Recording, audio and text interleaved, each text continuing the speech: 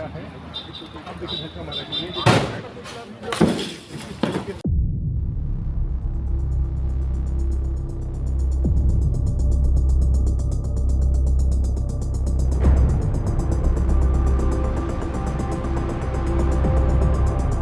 राजधानी पटना के फुलवारी शरीफ थाना क्षेत्र के हरिनगर स्थित एक अपार्टमेंट से संदिग्ध परिस्थितियों में गिरकर 16 वर्षीय छात्रा की मौत के मामले में पुलिस ने जांच तेज कर दी है। जांच में तेजी दिखाते हुए पुलिस ने आज घटनास्थल पर 4 डमी पुतले गिराकर घटना का सीन रिक्रिएट किया। गया है।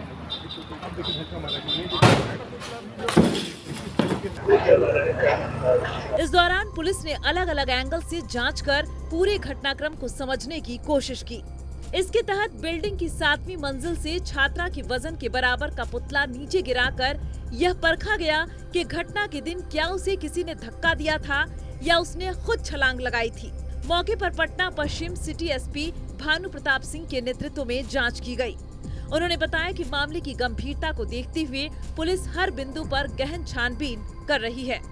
वैज्ञानिक तरीके से साक्ष्य जुटाए जा रहे हैं ताकि घटना की सच्चाई सामने आ सके। सिटी एसपी ने कहा कि पुलिस लगातार इस मामले पर काम कर रही है और जांच के आधार पर आगे की कानूनी कार्रवाई की जाएगी। फुलवारी शरीफ थाना क्षेत्र के अंतर्गत एक बच्ची जो छत से गिरती हुई दिखाई दे रही थी, उसमें उसकी डेथ हुई थी। तो उसके संबंध में एक एसआईटी का गठन किया गया था एसडीपीओ फुलवारी 1 के नेतृत्व में, और जिसमें अन्य थानों के भी अनुसंधानकर्ता थे। तो उसी के क्रम में ये अनुसंधान चल रहा था। तो उसमें आज क्राइम सीन को रिक्रिएट किया गया है और इसमें 4 जो डमी थे, पुतले थे उसके बच्ची के वजन के बराबर, लगभग वो डिफरेंट एंगल से एफएसएल के द्वारा गिराए गए थे।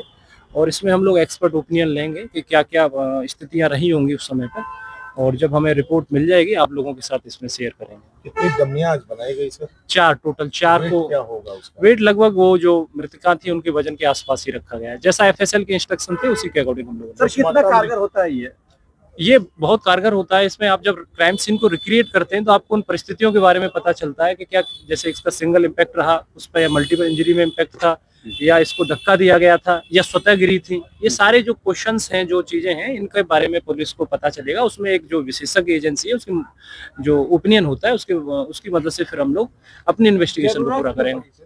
घटनास्थल पर मौजूद अधिकारियों ने तकनीकी और फॉरेंसिक पहलुओं को भी ध्यान में रखते हुए साक्ष्य संग्रह किया। इस कार्रवाई के दौरान सुरक्षा के कड़े इंतजाम किए गए थे।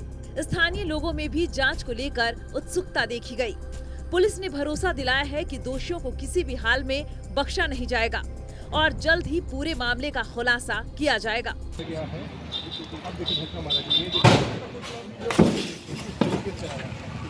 जरूरत इसलिए पड़ी कि एक ये चीज होती है कि कहीं ऐसा तो नहीं है, क्योंकि जब उसमें हमें पोस्टमार्टम की रिपोर्ट मिली तो एक क्वेश्चन ये भी, जिसमें सेक्सुअल असॉल्ट की पुष्टि नहीं हुई थी, तो एक क्वेश्चन ये भी उठता था कि क्या किसी ने धक्का दिया है या स्वतः जो बच्ची थी वो कूदी है वहां से।